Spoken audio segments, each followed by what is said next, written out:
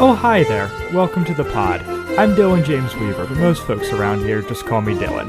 Why don't you get the whole family together and join us for another exciting episode of the Wad Fam Chalk Pod.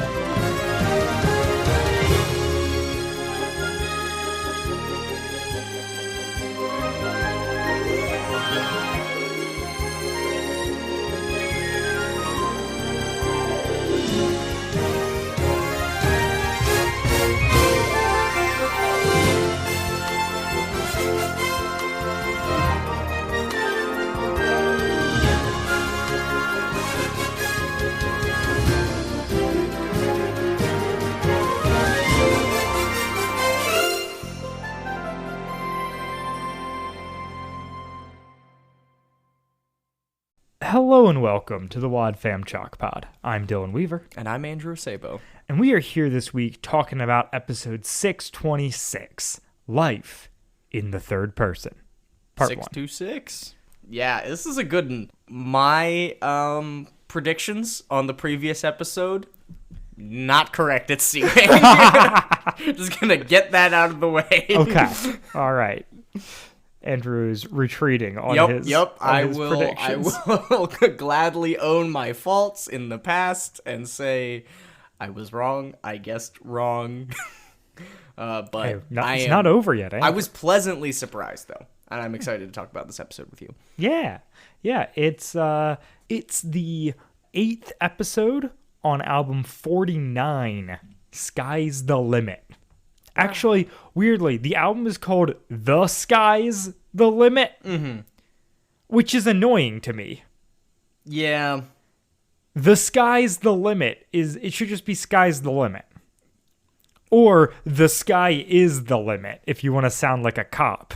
Yeah, The Sky is the Limit, I think, is really what they should have done if we're going to include all of the proper I don't think we need grammar. both thes. I think it should just be Sky's the Limit. Yeah. This doesn't need to be a The Transformers the movie scenario.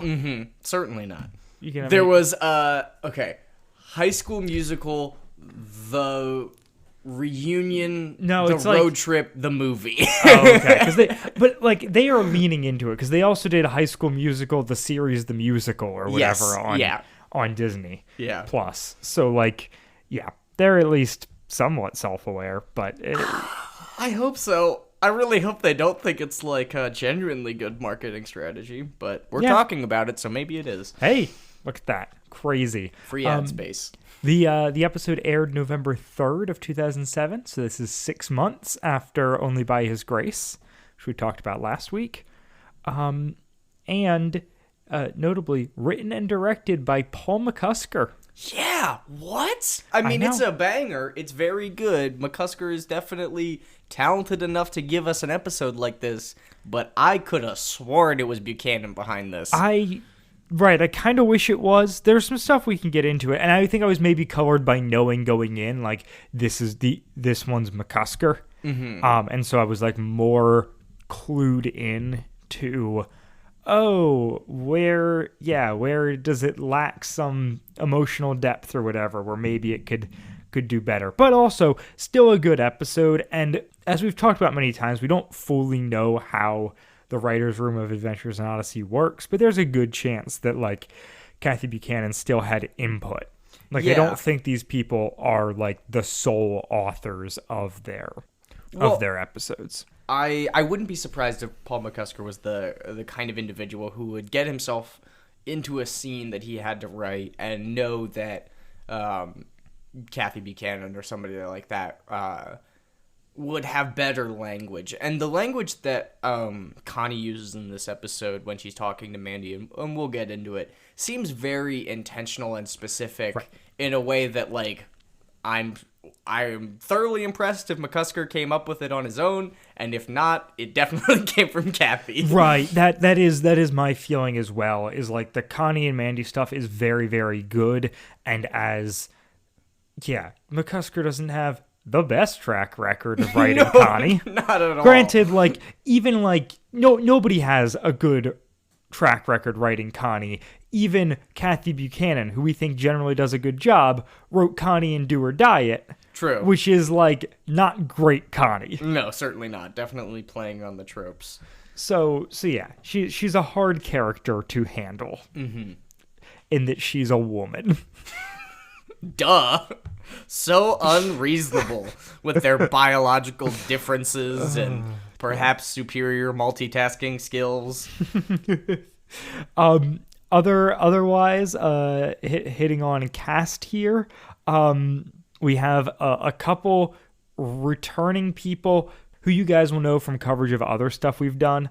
So the nurse is played by Laurie Tritel, who is plays Dr. Graham. Oh, okay. That's why she sounded so familiar. Yep. So she has doctor voice, apparently. Right. Yeah, for sure. I think we joked in those episodes that she got married and became a doctor because she goes from Nurse Fillmore to Dr. Graham. But yeah.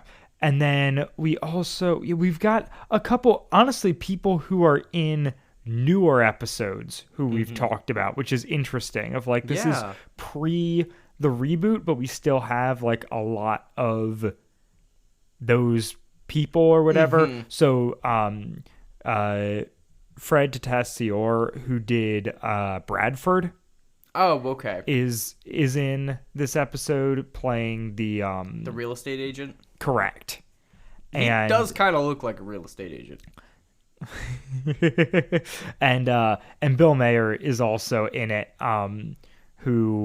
What did we cover him in? Oh, that's right. He's a long ago pool, but he was in 60s something. Oh, interesting. We talked about him back in that time because he plays Jim Reeves, like the dude in that. But yeah, so just some weirdly, everyone who's appearing in this episode is a person we've covered, though not for these characters and not for this arc. Right. It just goes to show how many people Odyssey reuses and how many episodes we've done of this podcast. Yeah, definitely that second one. I mean, it's interesting that the show has taken the turn where the value that we provide is almost just in the sheer quantity of episodes that we have. So it used to be that, like, okay, we're covering episodes that we like and we provide, colorful commentary, hopefully, over it. But now it's like, pick your favorite episode of Adventures in Odyssey. The Wad Fam Shock Pods probably covered it. So if you want to revisit it, come along. Yeah. What episode is this of the show? We try to be of our show. Yeah. You mean like the 160s. This is right around 160. It might be 158 or something. Okay, there you go. But yeah, we much like Paul are trying to be all things to all people. Yes, it's going very well. Can't you tell? I mean, truly, that is the struggle of I think everyone doing a podcast. Yeah. How hard do we lean into the niche versus how hard do we lean into marketability? Yeah. Is that just a podcasting thing? I mean, it's definitely emphasized in podcasting. Yeah, I feel like podcasting really caters to niches. Yes, certainly. In a way that general social media use and like YouTube does, but like YouTube Explore page isn't going to spit out anything in your niche until you've really committed to that. Sure. I'm not a heavy YouTube user. When I do go on YouTube, I go to my subscriptions feed. Yeah, that's all I do. Yeah. That's all I've ever really done with YouTube. Know. I don't understand people that... I think I'm old. Yeah, no. Well, that was the only way that I could understand how to use YouTube growing up. I was like, okay, so there's any video ever here, but only the videos I want to see are over here. So why wouldn't I just go there? I mean, and as a result, like I haven't discovered anything new on YouTube in forever, a decade. Yeah, but, not quite, but I don't know, 5 years. Like I just watched the same, and I also spend very little time on YouTube. No, good for you. I don't know how much it's done for me.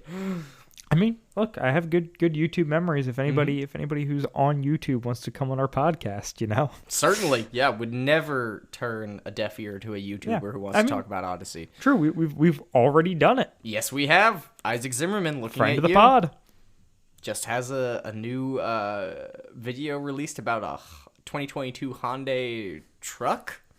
Pretty interesting. I watched it. I'm not gonna lie. I clicked on it just to like it and show support, but I was like, wow, that is an interesting truck. I agreed. Those hubcap designs is kind of unique. Well, I'm there so you glad go. we've gotten here. That's what you came here for, right, folks? We don't even have to talk about the episode. We'll just roll the promo and get out of here.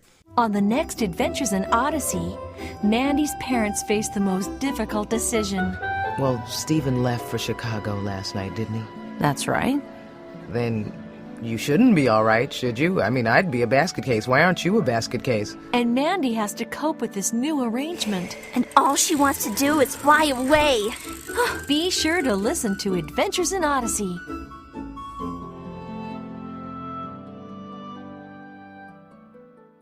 So that music is too cheery. Yeah, I was gonna say. I mean, you can definitely tell they're reusing bits from other moments in the show that have been kind of blended together. But yeah, definitely felt too cheery for the way that this episode begins, which, with the previous episode too, is just initially with a recap of how bad everything is for Mandy and everything that's going on and their parents' separation and the struggles of the emotion. This recap definitely emphasizes prayer and all the people in her life that have been telling her and other people that prayer is really the only way out. Yeah, it would be interesting to side by side it, but I feel like it is basically the same exact one that we got last episode as far as recap goes. Oh yeah. There might be some added stuff, but it's treading very similar. Very similar. I actually am interested to see if they are the same. Yeah. Well, do that research for next episode, Andrew. Yes, I will. The thing I think that promo does is kind of establish I'd be a basket case. How are you not a basket case? Oh, As yes. a new, do you have a bucket on your head? No, yeah. How are you not a basket case? I'd be a basket case. Oh, yeah. Elaine's use of the adjective, or I guess noun, basket case in this situation is very poignant. It strikes very close to the heart. And then we get a wonderful wit intro, which I don't want to give it too much attention, but it does bring me into this era of the show, and it being album 49 and it being Paul Hurlinger and everything. It's just bittersweet to hear again. We're like, oh yeah, he didn't do this all the time, and in the grand scheme of Odyssey, he really didn't do a ton of them. Like, there's lots of other wit intros, but this one's mine, so that was nice. Yeah, it is the weird thing though, where it's like, why does this episode have a wit intro? No, not yeah. Also, it's the yes. default intro, I guess, but they totally could have gotten away with a Connie intro. Yeah, no, I think considering she plays a good role in this episode. Well, Wit's not in it at all. Correct. Correct. He's away on business, but he's Look, doing I love you, Paul Hurlinger. Cash those checks, but yeah. I don't know why. I don't know why it's you. He does have a pretty voice. I'm not complaining, but it doesn't make the most sense. So the important thing about this episode that I'm sure Dylan was waiting with bated breath to tell me is that a lot of it is narrated in the third person by the person. So the person being Mandy. Yes. Does anybody else have? Nope. No. Mandy is monologuing. Arya Kurazan, she made some money from this episode, or at least I hope so, because she knocked it out of the park. Did a great job. This is one of the weird Odyssey things that had a large impact on my life of monologuing to taking the wrong message from this, but monologuing to myself in the third person in that way. Oh yeah, no, definitely. That narrating your life was definitely a thing I did as a child, and I will point to this episode as a crux of that. Yeah, and I don't know. I mean, there is a balance to be made between romanticizing your life, especially as a child, and I think narration can express complex emotions in a way that helps you to process them, even if obviously it's not shared with anybody else. So if you get up in this this first scene, Mandy wakes up and she's narrating to herself and she's running through all these emotions, trying to figure out which one she feels like. That's very healthy. Emotional recognition is great, and unfortunately she lands on apathy, but like she recognizes it, and she uses a bunch of big words too, which of course it's Mandy, she's a great writer. Right. Yeah. I love that. I love the editing herself as she's talking through it. I just like, as a guy who, I don't know, especially as a child, was very literary, read a ton, obviously listened to a lot of Odyssey, would journal, all this stuff. I feel like it flows very nicely into what it is that like Mandy is, and one of the reasons like I found her such an endearing and like relatable character is that level of like, yeah, I mean, just like the seeing yourself in them or whatnot, or just being like, oh yes, like I can relate to or find enjoyment in you just like talking to yourself about it. I feel like that's like the sort of thing I would do when like doing like long monotonous chores. Oh, 100%. Of just like, I'm just fully in my head in a way that like is, I mean, partially exclusive to like being a child, but I think also like just reminds me of a day when I didn't always have something playing. Because like a thing I'm increasingly aware of is like time to myself with my own thoughts is basically like the shower, and sometimes not even that. Yeah. And so I'm like, so it's both like it makes me nostalgic for being a kid, but then also like right, like nowadays if I had to do, be out mulching or something for hours and hours, I'd just plug in earbuds and listen to a podcast. Yeah, and have a great time, and you are entertained. Right. But unfortunately, entertainment, and I'm a terrible person to say that because I'm constantly obsessed with being entertained, is not, like, doesn't help you process what needs to be processed in your life to continue moving in a good direction. Yeah. And hearing you say that definitely resonates with me too, where it's like I've latched on so much to meditation and breathing and stretching and things like that for the absence of noise and like the excitement of void, if that makes sense, or just the peace and quiet of like feeling comfortable in silence again, because of so much of my life is just either noise that I create myself to drown out things, or noise that is provided by other people to drown out anything that I'm trying to think about. Yeah, no, one of my friends, and potentially a future guest of the show, but like recently was just talking to me and was like, you should like, take a couple hours and just like be like, just not do anything and just be like alone with yourself. And I truly am still like reeling from just like, I don't even know what that would be or how that could happen. Yeah, no, 100%. Like, what would I do with nothing else for an hour other than sleep? Yeah.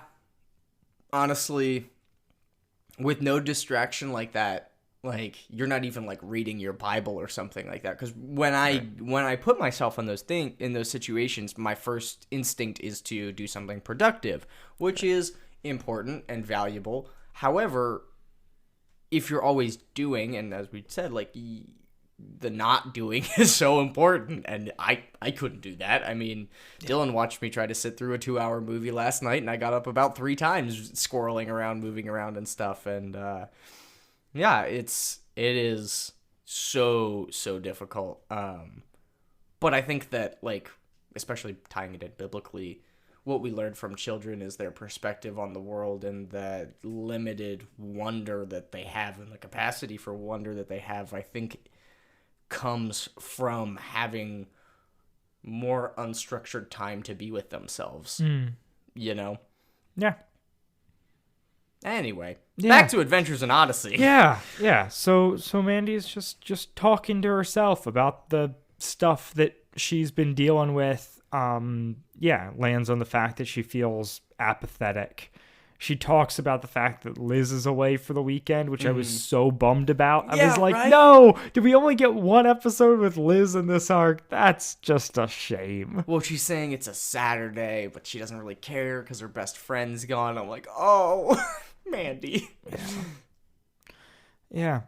Her mom is going to a women's retreat at the Timothy Center, which is brave, is what my notes said. Yeah. Uh-huh. I was very surprised. That is isn't always the most warm and welcoming environment, especially for someone who is currently going through in the middle of something huge. Yes, certainly. And I am glad that Elaine is somebody that makes her feel safe enough and that she feels like comfortable with it, because it doesn't seem like she's denying that, but it does make a lot of sense, the events that take place later in the episode where she gets kind of triggered by stuff that the pastor's saying, which can't wait to talk about. Yep. Really looking forward to that part of this discussion. Can't wait for the future. The other setup about the off the top kind of about what's going on this weekend is Stephen and David are in Chicago. Apartment shopping. Yes, yeah, they're or house shopping, looking for a new house, and the scene kind of goes out on Mandy just being resigned, like there's nothing to say, it is what it is, and that's a mentality that knocked me on my butt when I heard her say that. I was like, oh gosh, I just listened to her recognizing that this was depression, and then I just heard myself say, like, it is what it is, which is it's a very easy response to have for things that are out of your control and what you feel helpless. But it isn't the most effective. You can deny responsibility, which is good, and you can separate yourself from the outcome, which can be good and self-preserving. But if all you do is take yourself out of a one ditch with a bunch of other people that are having problems and put yourself in another ditch where there's nobody else having problems, you're still in a ditch. Yep. Well said. Thank you. Me and my ditch analogies. And then the next scene is it's Rachel and Elaine going to the retreat. Yeah. Elaine picks her up. They're going. It's just a 1-day retreat, which is interesting. Yeah, does that qualify as a retreat? I don't know. They call it a seminar later, which makes more sense. Yeah, that does make more sense. But yeah, she's a concerned friend doing a decent job of that. And but the thing I really respect is Rachel in this scene, and I think just like that performance from Vanessa Marshall being really good as well, of her being resigned and like pretty level-headed through this, of like she's not being put on the defense or attacking back at Elaine with emotion as she kind of like peers into her life. Yeah. She's just kind of like, yeah, like, none of us would have wanted this. It sucks, but like, we're doing what we can to make it work. And, I like, it hurts me that my husband is out apartment shopping right now, but like, we've also kind of like reached the end of what we can do. Yeah, we came to this conclusion together, and that's kind of the thing where Elaine is expecting Rachel to be a basket case. Yeah, a basket case, to be, emotionally distraught and all of this. And yeah, no, what we're seeing is like daughter, like mother. They're both just kind of resigned in their own ways to fill their duties as best they can. Yeah. Given the circumstances. And it's not even, Mandy's seems less active. Like it is just kind of a resignation and an apathy, obviously. I think Rachel's feels a little bit more at peace. Yes, I would definitely say so. Yes. Like it's not like like this is just the way things have to go. It's like no, like I've been struggling with this for a while and things have been hard, but like I get how we got here and it's going to be okay. Definitely. I get how we got here, and the fact that we're here isn't fun, but it's like, okay, this happened because X, Y, and Z also happened, and if I can't control this, I can't really control much of that either. And so, it's great. Yeah. And it definitely lends itself to what her character does later in the episode, which great writing by Paul McCusker. Yep.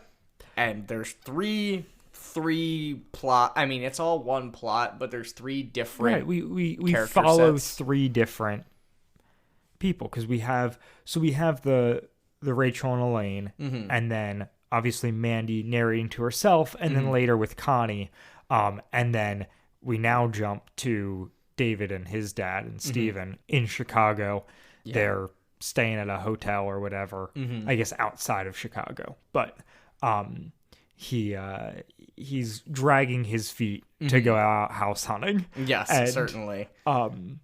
He's being quippy about it in a way that is fun, but he comes out of the bathroom and his dad's like, you spent all that time in there and you still like you look the same. Right. And he's like, I spent 10 minutes on this bedhead look. I was like, yeah, no, I've been there.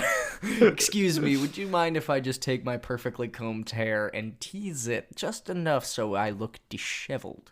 I would like to look like just 60% disheveled. 80% is unruly and I look unkept, but a 60% disheveled is a sexy number. You know, it's a sexy amount of disheveled.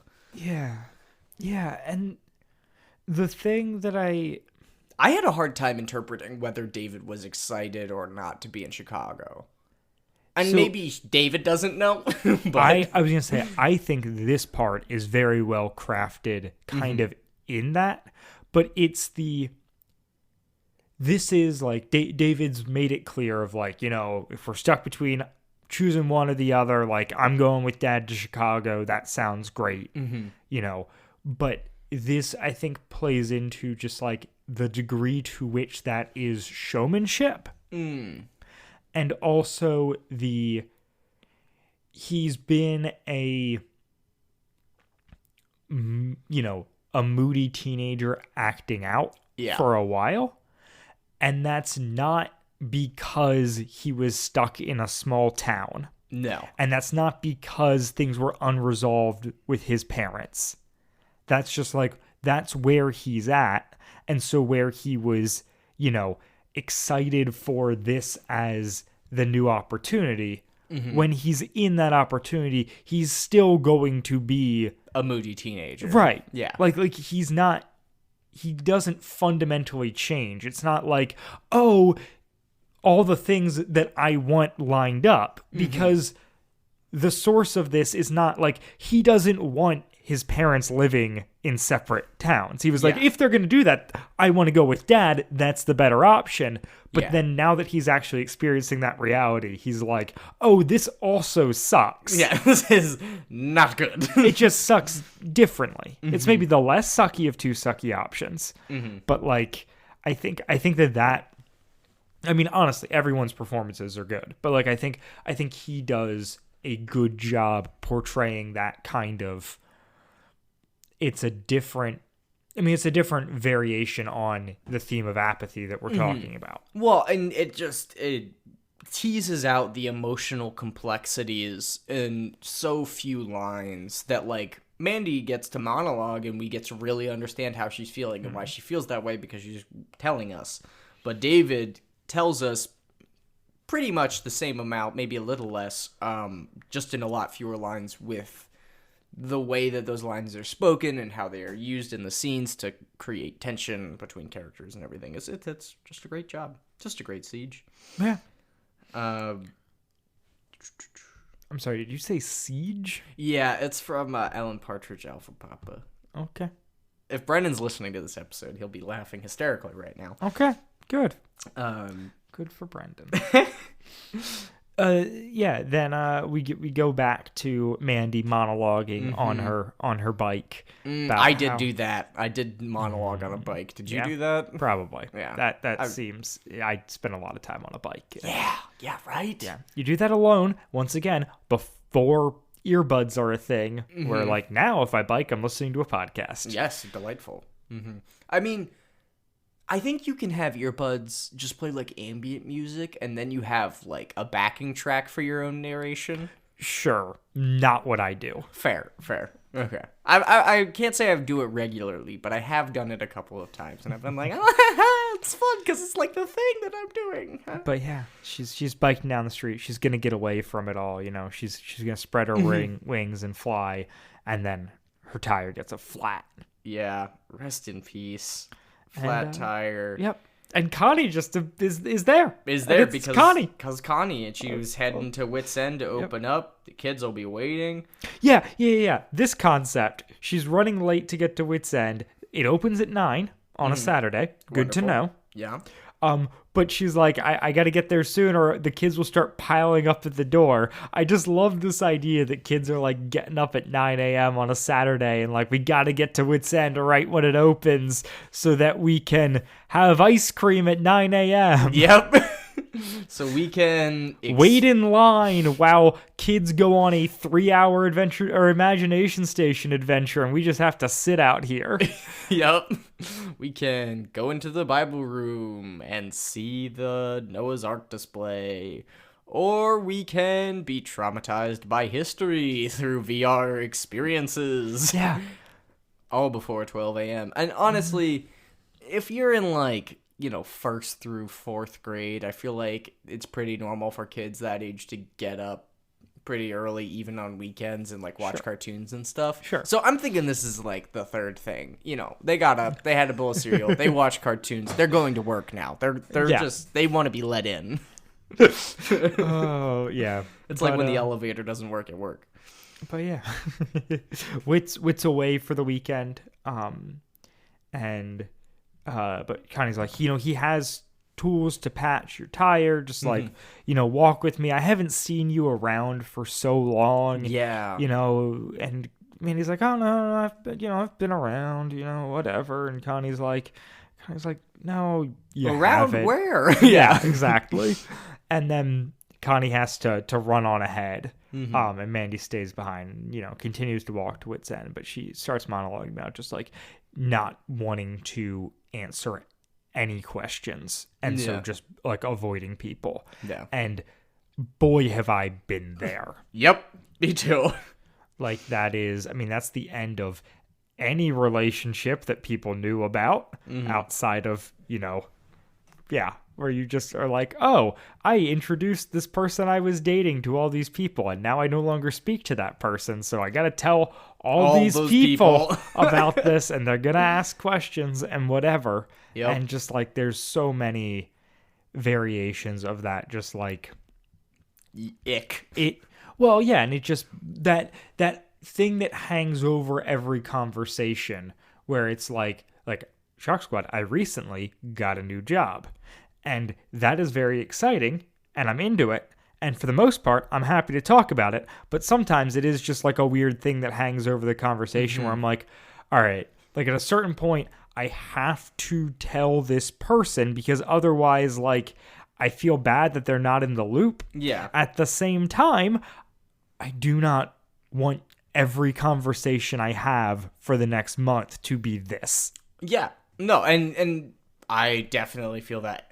I think new jobs, breakups, or school transfers are just all miserable in that respect. It's like, what's your major kind of deal? Yeah. Oh, well, I did this, and then I did this, and well, what made you do that? And I'm like, well, it's a combination of a lot of things, and I have to figure out how to tell you this over brunch, and I don't want to do that. It's funny, like the new job thing is like, I love having those conversations with people who I'm not particularly close to because it's such an easy conversation to have. Oh, yeah, definitely. But then I'm like, but those are the people who need to know least, or it's the people who are like important in my life. I'm like less interested in talking about with it because I'm like, we've got other stuff that's more fun to talk about than this. Yeah, certainly. Yeah. You want to keep the priorities straight. Yeah. That's why I haven't told you guys, you know. He's protecting you, Shark Squad. just keeping you out of the loop because, you know, there are things I'd rather talk to you about. Like Odyssey. And the next scene. So, yeah, then we cut to the prayer conference, and the pastor is talking about... Speaker is talking about the importance of prayer together. Thankfully, we have a white man talking to all the women about prayer. Really bummed me out because for as bad as Christianity can be with representation, women's retreats are like the one time where nobody has any problem with a woman leading it. Yeah, exactly. And here we've got a dude. Right. Because it's like, well, we can't have women in leadership over men, but if it's a woman in leadership over other women, then it's fine. Mm-hmm. But then it's like, no, we're still just going to have a dude do this? Yes, because they need to be told what's right, and her husband isn't in the situation, so, it's got to be a man that helps her figure it out. Being said... I also, here's my personal headcanon, which is... I think that Bill Maher is playing the same character as in 60-something. That this is Jim Reeves, because Jim Reeves was like dude who like ran a halfway house. Yes. And the pivot in the 10 plus years between those episodes, 15 years, maybe more, of like pivoting from guy who runs a halfway house to guy who speaks at a retreat center. Oh, that pipeline it's so good. It's so strong. And he can, be up there on stage talking about when he was, on drugs. Yeah, and definitely. How bad that was. What the 60s were like. Yeah. And how little he prayed. And yeah. I mean, the big thing, obviously, it's just he beats it over the head. It's just the importance of prayer. He talks about the benefits of prayer for personal development, and then also the benefits of prayer in a couple situation, which I definitely agree with. I think that prayer as a couple activity is one of the most special and unique things that like Christian couples can do together that like secular couples just don't. I mean, the closest thing you're going to get to that is like maybe tripping shrooms together and being lucky that you both have a similar experience. There's not really anything to compare it to. And so it's again hard to hear from the lens of Rachel, who's going through all of this, him saying all this was such nonchalance it's the like cavalier. Yeah, it's also the absolutes he's dealing in. Yes, where he's basically if just you like don't right. He's like right. If you don't pray together, how could you stay together? Mm-hmm. And if you do pray together, like you won't drift apart. Yeah, and it's like, buddy, like relationships end for a ton of reasons. Yeah, and I agree. Cool to pray with your partner. Big fan of that. Like, absolutely in camp, that is cool, but also not in camp, like, yeah, like like the weirdness of how this episode spins things. Exactly. Where it's like, I can believe that this is a component to the problems that they have been dealing with. Mm-hmm. Unfortunately, it's almost pitched as, oh, this was the problem. And I'm excited to see how the next episode brings balance to that. Because I don't think the answer to all of their problems and why they have ever had any problems is prayer. Yeah. I think that that's like a component and it's interesting to see that explored. Mm-hmm. But like if the resolution is just like they pray together and then they move back in together and they go on with their lives, I'm going to be mad. I'm going to be so mad. That was the only part about this episode I didn't like was that like she gets scared and then she realizes that she wants to get back together, which is great and wonderful and that's important. But like she has been praying the whole time. And I just don't want this to be flattened down to a one-dimensional issue and solution. Yeah. A plug and play. Like, well, you just weren't praying. Duh, it's not going to work. Now that you start praying, it's going to work again. Right. And so yeah, hopefully the next episode handles that well. It was just gave me a little pause with some of the stuff that plays out in this one where I was like, okay, Yep. I hope they don't make this like an easy one-step process. Definitely. Um And like I said, so that scene does conclude with Rachel hearing him talk about prayer and getting very upset, and you can hear her leaving the conference room or whatever, which yeah. I don't know when the last time you got uncomfortable during a sermon and had to walk out was, but it's not a fun time. It is, yeah, definitely hits home. The sound engineering for it is wonderful. And then we go right to Wit's End with Connie and Mandy. Mandy's patching her tire, and Connie is just being the kindest, most loving, understanding person. Yeah. And and just starts Mandy talking does not about care. yes, Connie starts talking about like the ways in which she can relate to this, that she tried to escape, and that she worked really hard to not let the broken relationship of her parents affect her relationship with her parents or her relationship with other people, which, yeah, I really appreciated from Connie here. Definitely. Like, that is just such sage advice. And Yeah. and I love that she says, like the way she says it implies, like, that was not easy. That took a lot of work and, like, is going to take you a lot. Like, that is an active thing that you have to do in order to not just grow bitter. Like, that is, like, kind of the You antidote. gotta do the work. Right. Yeah. The antidote to your apathy is, like, hey, like, you got to put work into maintaining those relationships. Because, yeah, especially in a situation where it's like you're living with your mom in Odyssey while your dad and brother are in Chicago, like, if, you know, these past 2 years have taught everyone a thing, it's just like that, the difficulty of maintaining a relationship when you don't have regular contact face to face is just so tough. And I'm just like, that is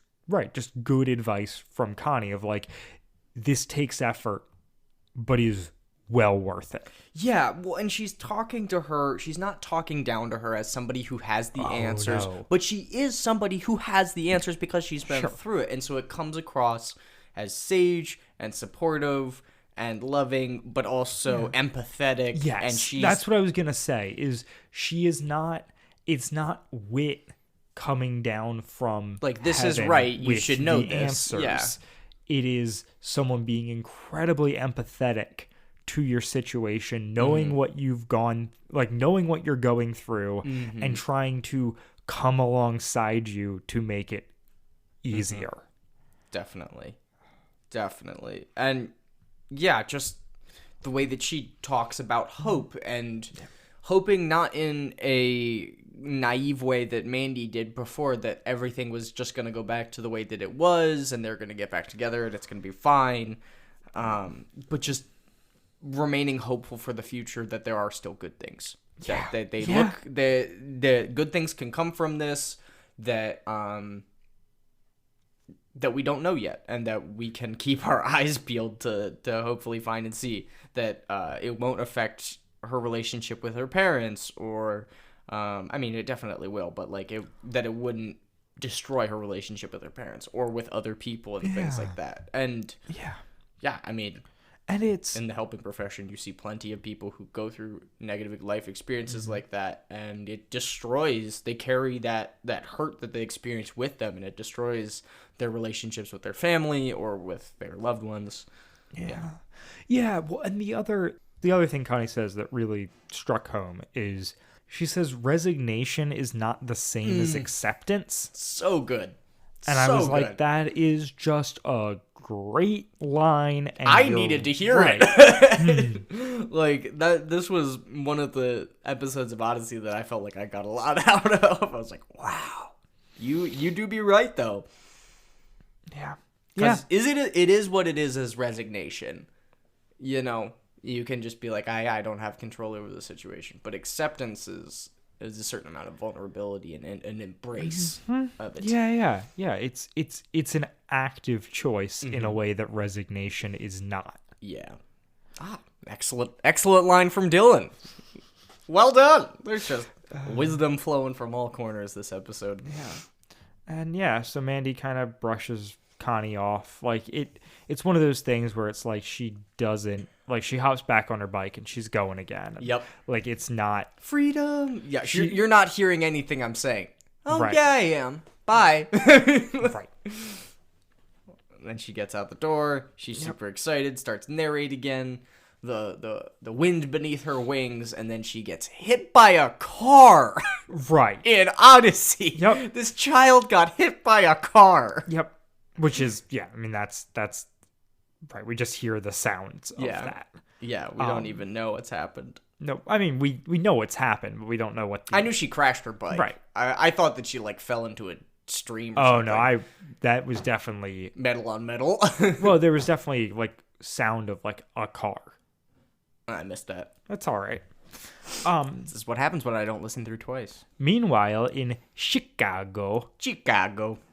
That's my Home Alone 3 line reading right there. Wonderful. You can find Dylan at Dylan James Weaver on Indeed.com. I do love Home Alone 3. Recently rewatched that over the holidays. Great time, great flick. I've never seen it. And the one villain goes, Chicago. And I think about it every time you read the word. Chicago. Wonderful. All right. Make sure you cut in the clip from Home Alone 3 to play over that. Wow, that would be good. I mean, it wouldn't be that hard, would it? Rip the MP3 audio, find it. I mean, look, it's doable. It's doable. Do I feel like putting that much effort in? Probably No, not not at all. But it's doable. Chicago. Chicago. The longer we make this, the more you're gonna feel like you have to. We are going to Chicago. So it's a conversation then with David and Steven and this real estate agent who is like just a stereotype of a man, but in a way that is like, it's fun. You know, Like, he's funny. He's definitely like I don't know. Maybe huckster feels like the wrong word. No, he is kind of, but he's that guy who, and I don't know if you've experienced this kind of person in your life, but the guy who very clearly can't read the room. Oh yes, I have one of those in my family. Of like, I am that person in my family. He has his standard jokes that he's always gonna make, and his standard, personality and whatnot, but he can't code switch, so he just is, unlike Paul, he is one thing to all people. We've got the duality of man represented in this episode. Also, excellent callback, Dylan. That's some great comedic. But like, he's got this thing where it's like he can't quite figure out how to relate to these people, and so he just keeps doing like, divorce, right? Am I right? Women. Am I so, right? like, it's bad. Well, but meanwhile, it's like, but it's so real. Yeah. Well, David and Steven are like clearly like kind of going through it, because David's like being a lot more cynical and snarky and quippy and all the other words that describe that. Well, so he. Because he is talking about it, and he's like, oh yeah, we see your kind all the time, being in the real estate business, like, separated, might as well be divorced. I just sold Kanye West a house last week. we there's constantly divorce, and separation is just part of that, and I've Once I'm you on go my through all the third trouble, wife or yeah. whatever, and like it's. Oh, my first wife was a Christian. That was a real hassle because she didn't want to get a divorce. I'm glad you guys. Yeah, and then he's like, I'm glad you guys have become more open to that as Yeah. time's gone on. You're just like everybody else. And then David's like, hear that, Dad? We're just like everybody else. Yep. It's really good, and it just it's like the anti Elaine. Oh, yeah. So like it's Rachel, the opposite. Yeah. Rachel is like going like thinking about these things because she's spending time with like a good friend and on this retreat. Yeah. And Steven's thinking through these things because he's seeing like the worst outcomes and like the like He's trapped in real estate purgatory. Right, He like has to do some Rachel's character like, development. oh man, look at how good things could be, and Steven's like, oh man, look at how bad things have become. Yeah. Like, Yeah. I can't. No way, Jose. Am I really gonna try and do this? yeah. He talks about like he's like, oh, what's the proximity to churches? And the real estate agent is like, oh, you didn't tell me you wanted that. I don't know. We'll factor that in. Yeah. Anyways, off to a trailer park. Yeah. How do you feel about a trailer park? What? They go from this house that's like, it's got 3 bedrooms, and I'm like, there's no way Steven can afford this, to, hey, let's go to a trailer park. And I'm like, did he give this real estate agent no parameters? Yeah. Did Yeah. he just Definitely say no like, parameters. I would like a roof near Chicago? Go. I need to be within an hour of a commute. But yeah, the thing that comes out that Steven says like during this is just like we get the idea that he is still he's not operating under an assumption of divorce. Definitely. Yeah. When the real estate agent is like, hey, separation always leads to divorce. He's like, no, it doesn't have to. But then I think the interesting flip side is when David's like, hey, like, do we want somewhere for mom to stay? And he's like, I don't think your mom's going to be coming up. Exactly. So it's like he's still, he very much, it feels like, okay, the time has passed. Like we can't make things up we're no longer able to make things up. This isn't going to work, but I can't let go of it. No, definitely. Yeah. Because losing a marriage is like losing a child. I mean, not to the same extent that there was a entirely existent, human being, but yeah, especially if you have had children and things like that, like Speaking from experience. Oh yes, here, I've had 8 children, and 4 of them are already out of the nest, and I can really say that I've learned so much. But no, I think that like when you've lost that kind of relationship, especially one that you've built over so many years with so many layers of relationship and personal growth on top of each other, when you try and separate and pull that apart, it's like the 2 phone books that the Mythbusters try to pull apart with tanks that are just layer onto layer. It's not gonna come apart prettily, that's for sure. Yeah, it's that, like, the thing that, like, any of us go through whenever there's any sort of, like, a break in relationship that's, like, a hard one. Yeah. Like, the drifting over time is one thing, but the, like, I was very close to this person, and then for whatever reason, like, the next day I am not. And the, like, grappling with that and the difficulty it is. Yeah. And even more so if you have lived together, raised 2 children together. File taxes together. Right. Like, anything. You didn't have to buy toothpaste. Toilet Paste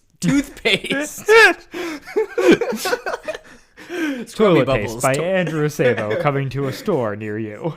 Use it for your teeth or for your John.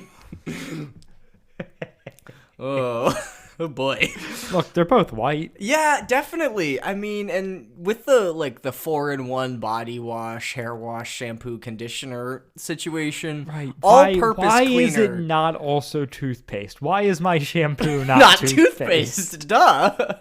Well, and I think, you could probably get away with putting some of those those microfiber beads in it that they use for exfoliating things. You could put that in, and then that's just essentially toothpaste, but for your body, so might as well. Crest, if you're listening to this, tell me how possible it is. Yeah, look, we know you're all owned by Unilever anyways, so this should be easy. Yeah, right? I mean, like, I don't even think you need to do too much R&D to make this happen. I'm sorry, I just remember that Unilever also owns Hellman's Mayo, and then I was like, what if? Shampoo, body wash, mayo. Condiment! I mean, I think once we can get body wash that is also toothpaste, the jump from making that into mayonnaise is going to be a lot smaller. Because if it can go in the mouth one way, it can definitely be consumed. Thank you for joining us for this week's episode. Dylan and Andrew won't be able to finish it, as they have both died. Back on the Riley farm, Rachel has a daydream about her wedding. Yeah. A day nightmare? Yeah. A Flashback? daymare. Oh. Okay. All right. I'm here for it. Which is weird. I've never thought about where does the mare in Nightmare come from? I can't make up anything that sounds right. Yeah. Time to Google it. Oh. Interesting. A mare being an evil female spirit thought to lie upon and suffocate sleepers. Interesting. An old English term for an evil spirit that was supposed to settle on a sleeper's chest, causing a feeling of suffocation. Very interesting. I was so scared during my sleep that it felt like a horse had sat upon me, and therefore we have nightmares. Huh. English. How about that? Wild. So she has a daymare about her wedding, and it ending in the punchline of, rather than Till death to us part. right. Only when you stop wanting to. Yep. Yeah, and obviously Rachel corrects her and is like, no, it's not this, which is, again, one of my more ick feelings with the episode, where it's like, well, you said you were going to do this, so you can't get divorced because you ever said those words once. And I understand that I understand a vow. Vows are important. They are very, very, very important. But also, even the mainstream church at this point has acknowledged the fact that a policy of no divorce ever is bad. Yeah. Like, that's not... unless you're Catholic, and then you have annulment. And, like, I'm sure there's some branches of Christianity that are very... But, like, I feel like general evangelical Christianity is not pro-divorce, but acknowledges that it is sometimes the solution. Yeah, well, definitely. And I don't even think that these, like, the Strasburgs are like... It makes a lot of sense that they would get back together, considering the problems and the way that they are addressed. We'll see next episode. Yeah, I hope so. I don't know. Maybe. But yeah, and then this is when Elaine comes out, and then they have the conversation about she says you're gonna have to talk about it sometime, because in the car earlier she tried to bring it up and Rachel was very not really engaging, and now we're getting her much more vulnerable. Rachel is just like, look, you can get back into the conference, like I'll be fine. Yeah. And Elaine's like, no. We're gonna actually let's actually talk. Look, I can see that you are in pain and need to talk. You have a bucket on your head. Let me take it off. She's at the bottom of the well. Exactly. There are 2 ditches. That's very funny, Andrew. Good callback. Thank you. See that's a callback to you. Say good callback to me. So I still win. I'm gonna have a nightmare. Daymare. I feel like there's a horse on my chest. So yeah. And Rachel's just like, yeah, but we're past like the point of return. And it's like, she's like, yeah, but Elaine's like, if you're having second thoughts, you need to at least have that conversation with Steven. Which is wonderful. excellent, good advice. stupendous advice. And I think a lot of friends, especially within the secular sphere, would be like, no, don't. Just run the other way. Like, you've already gotten this far. You've ripped the Band-Aid off. He's out of the house. Just move on. You know, it's what everybody else is doing.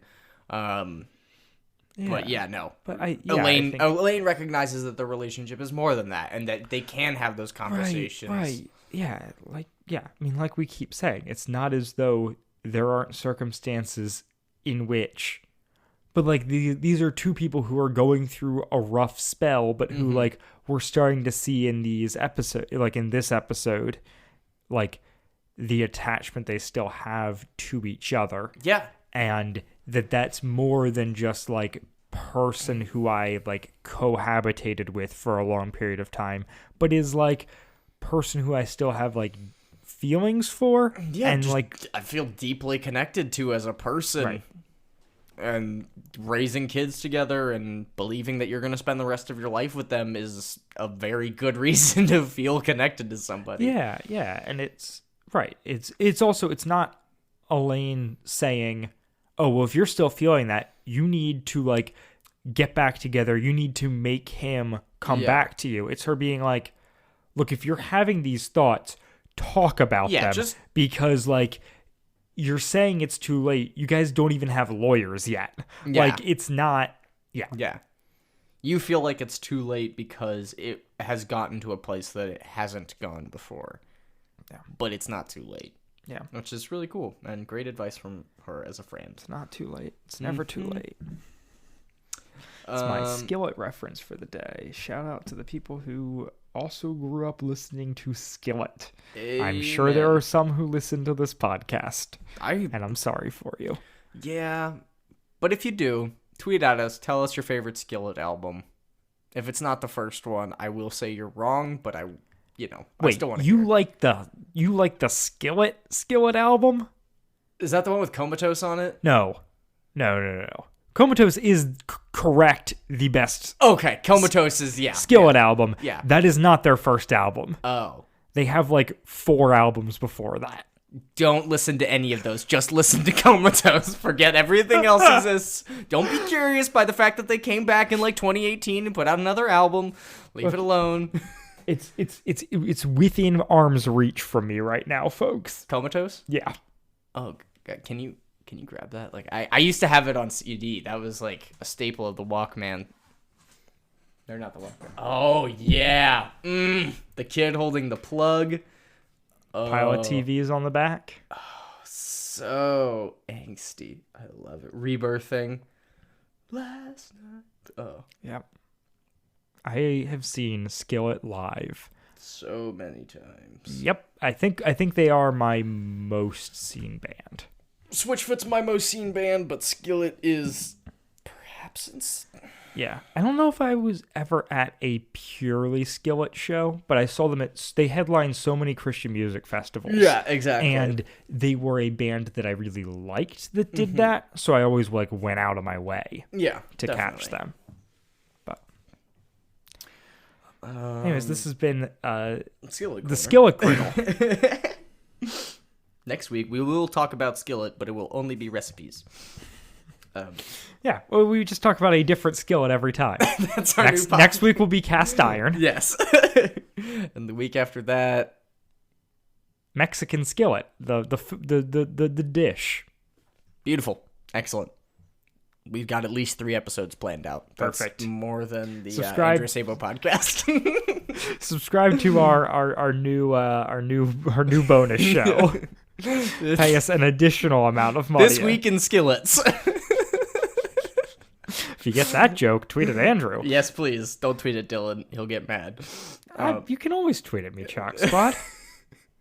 I love you guys. Shouldn't feed such lies. I desperately need your affirmation. Tweet at me every day of the week. I need to be reminded that there's at least one person that listens to this. Man, this is the loosest episode we've had in a while. I know. I'm curious to see. Not a light one. No, not at all. So yeah, then we get to the dark part of this episode, which is Mandy in the hospital with a broken leg, maybe a concussion. She can't. This doctor doesn't seem to know what's going on. Yeah, the nurse not doing a good job. They did an assessment and they found out her leg was broken and she had some bruises and cuts. And then she gets up and said her head hurts and she's like, "Oh, well, you might have a concussion too." And I'm like, she got hit by a car and you didn't check for a concussion? She's no Dr. Graham, this nurse Fillmore. No, not at all. Age has really, really benefited her. And yeah, she doesn't remember what her mom's number is, or like she's struggling to get it. She does eventually get it out. But she doesn't know her dad's number, right? And the number's at the house. Yep. And her delivery of that line, just my heart dropped into my lower intestine. Yep. She's like, "Oh my, it's in that house." And then Andrew had to go to the hospital And to then deal I with had the to- fact that his heart was in my- his lower intestine. Yeah, you know how hard it is to get Not your heart out the of your large or colon? the small, but the lower. The lower intestine. That's your colon, right? It's your lower intestine. Sure, Andrew. I'm pretty sure. And yeah, then the thing that genuinely stuck with me and terrified me as a child, which is because this is so visceral.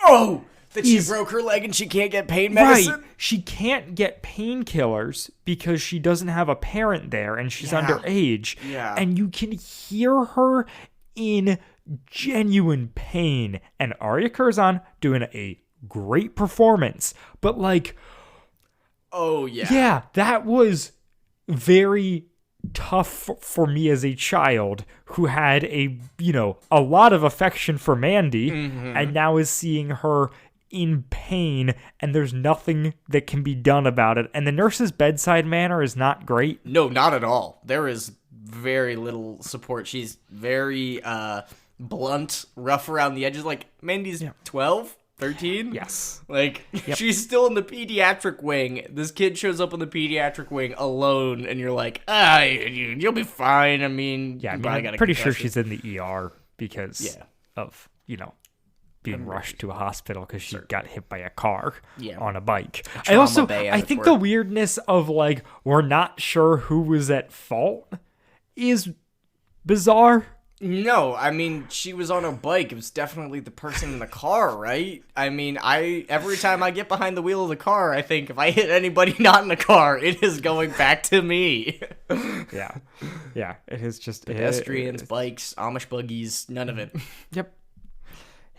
Yeah. You ever like hit a crossroads where a buggy's at and you're like, and they move enough that you're just like, what would be the outcome if a buggy ran into me? What would be the outcome if I got rear-ended by a horse? No, like side. Like if I get T-boned by a horse. Oh. How do we deal with that? I think it depends on how much damage the horse does. I mean, if it's just like a bonk situation, you might be able to just go the other way. I mean, certainly the Amish don't have insurance, so I don't know how you deal with that. Yeah. This is just go home and get some of your mattress intersection money. of Mike Birbiglia's My Girlfriend's Boyfriend and John Mulaney's Horse in a Hospital. Exactly. This is the wonderful crossover that only Dylan was waiting for. The culinary way of describing it. I love it. Yeah, no, but that being said, it is horrible hearing her in so much pain, and like the throbbing pain of a broken bone is just especially brutal. femur, worst bone to break. Yeah, is that what she broke? I mean, that leg, but I'm going with femur just because it sounds even more painful. It's the most painful, I think. And then the doctor says, "You've suffered a trauma," and Mandy laughs and she says, "Yeah, you're telling me," which got me so good. It's like, this kid doesn't know what kind of fire she's slinging right now. But yeah, so we cut to Rachel and Elaine, and Rachel does get the call, so Mandy was able to get the number right. Yep. And she has a cell signal at the Timothy Center, which is an act of God. Yes, and which is very cool. Yeah, I'm into it. It's they do a great job of making it of not underlining that and not making it cheesy to where I'm totally cool with it. Yeah, where she's it's just like, oh, I don't normally get a signal out here. Right. Hello? Oh, no. Yeah. And, and then the episode just freaking ends. Yeah, it ends with them leaving. It's a wild end to... It's an end to a scene, not an end to an episode. Yes, no, definitely. While I was prepping this, I looked back and I was like, there's only a minute left? What? Oh, I was just like, wait, did my phone just stop? Like, did the app just quit? Yeah. Oh, no. That is where the episode ends. Well, and I think it's a full 24 or 25, isn't it? Yeah, it's got decent length on it. Yeah, no. But yeah, man, that's the part episode. 1. Boy, it's solid. Big fan. What's it rated on the club? It has a 92 on the wiki. Okay, all right.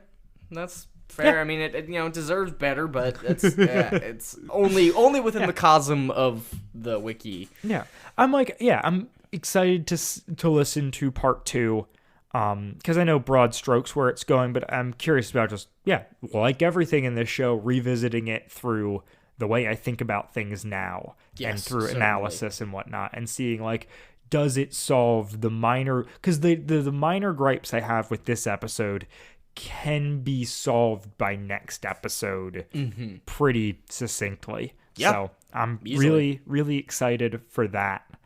Excited to drag you nerds along with us. Yeah. Anything you want to plug this week, Andrew?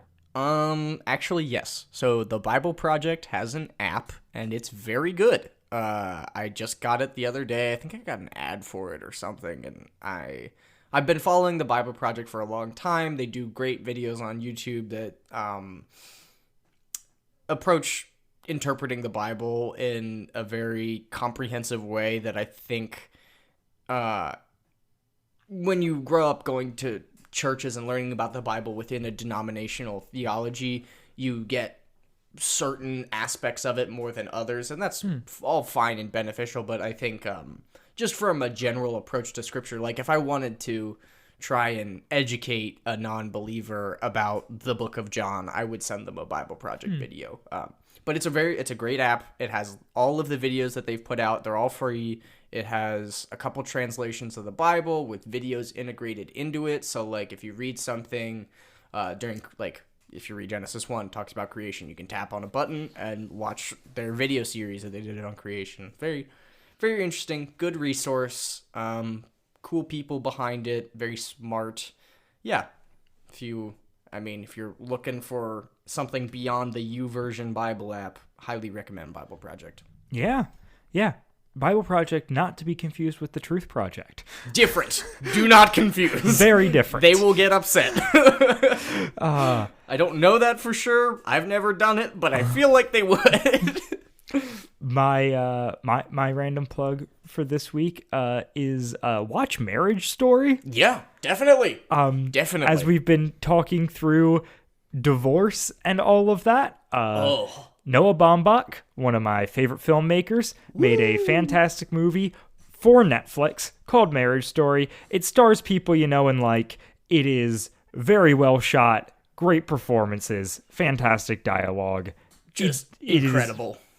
It was produced by Netflix, so you can stream it on Netflix no matter where you are. I highly recommend. Big ol' recommend from Dylan and Andrew here. If you're in a divorce mood.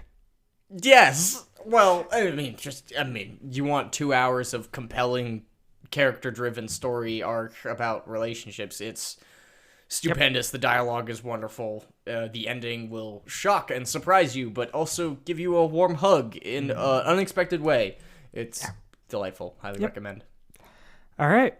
And with all that being said, we will be back next week for episode 627, Life in the Third Person, Part 2. Bye, guys. Bye. Wadfam Chalk Pod is a presentation of the Lidditz Podcast Co-op. This show is a fan podcast and has no official affiliation with Adventures in Odyssey or Focus on the Family. As such, the copyright is ours under Creative Commons. Follow the podcast at wadfamchalkpod on Twitter and Instagram, or email us at wadfamchalkpod@gmail.com. Life in the Third Person Part 2 was hosted by Dylan Weaver and Andrew Acebo. and edited by Dylan Weaver. And I'm Nathan Haverstick, hoping you'll join us again next time for more of the Wad Fam Chalk Pod.